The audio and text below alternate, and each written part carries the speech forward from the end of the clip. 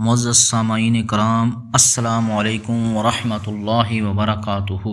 معزز سامعین کرام، درود پاک کے حوالے سے آپ نے بہت سے چینل پر درود شریف کی برکات، کمالات، درود شریف کے مشاہدات آپ نے سنے ہوں گے، لیکن آج میں آپ کو ایک ایسا پیارا اور نورانی اور روحانی مشاہدہ بتانے جا رہا ہوں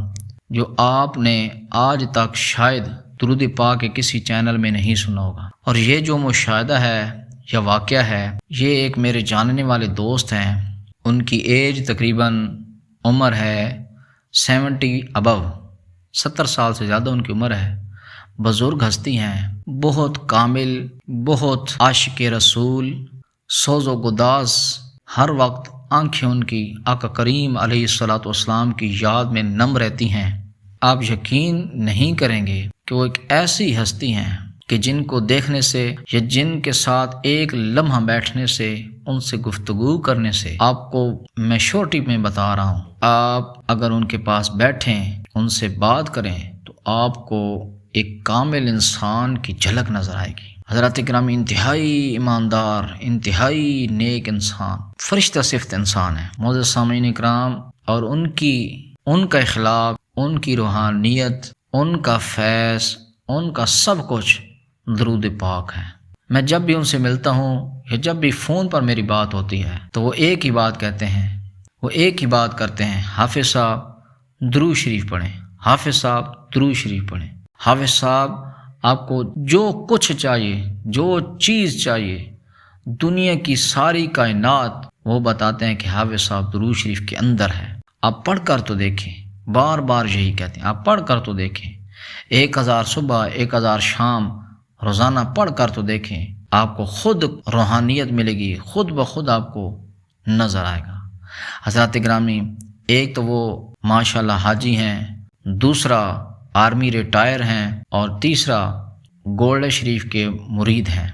ان کے مرشد حضور قبلہ عالم قبلہ پیر سید مہر علی شاہ صاحب قدس سرہ العزیز کے اکلوتے لخت جگر صاحبزادے حضرت پیر سید غلام محی الدین عرف بابو جی لجپال رحمۃ اللہ تعالی علیہ، جن کے بارے میں حضور پیر مہر علی شاہ صاحب نے فرمایا ہے کہ جب وہ پیدا ہوئے تھے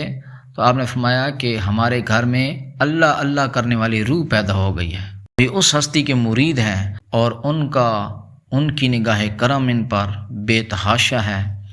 حضرات گرامی، بہت زیادہ اہل بیت سے محبت کرنے والے ہیں، بہت زیادہ ان سے محبت، ان کی قربت بھی ان کو بڑی ملی ہوئی ہے۔ اور جب بھی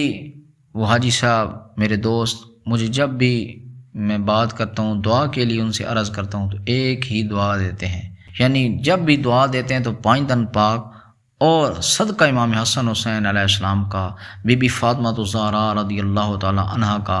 حضرت علی کرم اللہ وجہ الکریم کا صدقہ، ان پاک ہستیوں کا صدقہ، حضور غوث العظم شیخ عبد القادر جیلانی رضی اللہ عنہ کا صدقہ، تاجدار گولڈ شریف کا صدقہ، ان پاک ہستیوں کا صدقہ دے کر وہ دعا دیتے ہیں۔ حضرات گرامی، ان کے بارے میں اگر میں بتانا چاہوں تو یہ ویڈیو لمبی ہو جائے گی، تو ان کا ایک واقعہ، ایک مشاہدہ صرف میں آج آپ کے سامنے بیان کروں گا جو خود انہوں نے اپنی زبان مبارک سے مجھے بتایا ہے۔ حضرات گرامی بتاتے ہیں، چونکہ یہ حاجی صاحب بہت زیادہ کثرت سے درود شریف پڑھتے تھے اور پڑھتے ہیں، تو بتاتے ہیں کہ جب میں کثرت سے درود شریف پڑھتا تھا، آج سے کافی سال پرانی بات بتا رہے ہیں وہ، تو مسجد کے اندر تہجد کا ٹائم تھا۔ اب یہ بڑا مبارک ٹائم تھا، یہ جو تہجد کا ٹائم ہوتا ہے یہ بڑا مبارک ٹائم ہوتا ہے، اور اس ٹائم اگر بندہ نوافل ادا کرتا ہے، قرآن مجید کی تلاوت کرتا ہے، درود پاک پڑھتا ہے، اللہ تعالیٰ کو یاد کرتا ہے، تو فرشتوں کا نزول ہوتا ہے۔ تو محترم سامعین کرام، حاجی صاحب بتاتے ہیں کہ میں تہجد کا ٹائم تھا، 2 یا 2:30 کا ٹائم تھا، اور یہ خاص ٹائم ہوتا ہے۔ اس ٹائم میں مسجد میں آیا، نوافل ادا کیے، اور اکیلا تھا چونکہ مسجد میں، تو درود شریف پڑھنا شروع کر دیا۔ اور وہ درود شریف ایک دن کی بات نہیں ہے، وہ درود شریف روزانہ پڑھتے تھے، اور روزانہ تہجد ٹائم بھی پڑھتے تھے، عشاء ٹائم بھی پڑھتے تھے،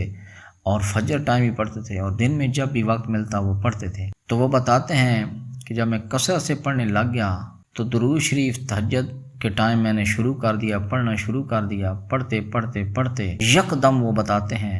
کہ مسجد کا دروازہ کھلتا ہے۔ اب رات کی تنہائی میں کوئی بندہ خالص درود شریف پڑھ رہا ہے، اللہ اور اس کے رسول صلی اللہ علیہ وسلم کو یاد کر رہا ہے، تو یکدم جب دروازہ کھلتا ہے تو بندہ ڈر سا جاتا ہے، خوف سا محسوس ہوتا ہے کہ رات کے وقت یہ کیا ہو گیا ہے۔ بتاتے ہیں کہ جب دروازہ کھلا تو حضرات گرامی دیکھتے ہیں کہ ایک بہت بڑی جماعت اندر داخل ہو رہی ہے، اور وہ جماعت بتاتے ہیں کہ فرشتوں کی جماعت تھی، اور کہتے ہیں کہ جب میں نے وہ یہ منظر دیکھا تو کہتے ہیں کہ میرے چہرے پر اور میرے ماتھے پر، پیشانی پر پسینہ آ گیا